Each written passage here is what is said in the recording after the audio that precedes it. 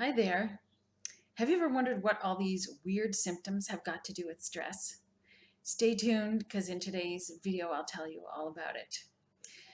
I'm Shulamit Bear Lev Tov. You can call me Shula for short.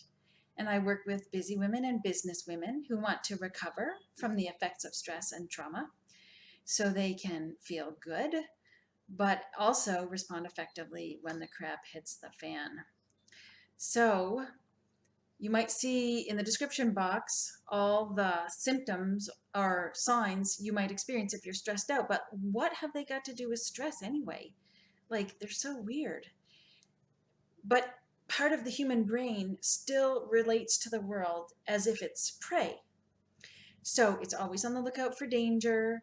It's always scanning. You might notice that you're kind of biased towards the bad stuff. That's the brain. The negative experiences, that's your brain always being on guard to keep you on alert for danger. And when it perceives danger, it can just mobilize in a second, bam. And this is your survival response. It's adaptive. It's meant to make you able to respond in the moment when something happens and it's a threat. So, but if the goal is to survive, then right in this moment, the goal is to survive because you're prey and there's the predator coming. You, for example, don't need to digest your food because the nutrition from your food is for later. So your digestion shuts down. And that's when you get things like constipation, diarrhea, nausea, heartburn, loss of appetite. Because who cares about food in the future? Your job is now, survive now. Another thing that might happen when you're stressed is you have difficulty with your reproductive cycle. So you might notice that you have erratic periods, you maybe never stop bleeding or never have a period. You might find that you have trouble conceiving or cramps, all kinds of different symptoms related to your reproductive system. Well, if you think about it, if the name of the game is survival right now, reproduction has to do with the future. It's about survival of the species. We don't need to survive. You don't need to ensure, that is to say, the survival of your species into the future. If you're a prey item, you just have to get out of Dodge quick. So it makes sense that your reproductive system would shut down.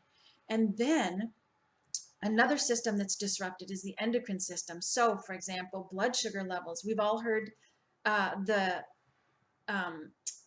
connection about the relationship between diabetes and stress. Well, what happens when your body perceives a threat? It mobilizes to respond, right? So there's a big dump of sugar into the blood so that you have the energy you need to get out. But the big dump of sugar into the blood also prompts insulin to be released so that you can metabolize the sugar in your blood.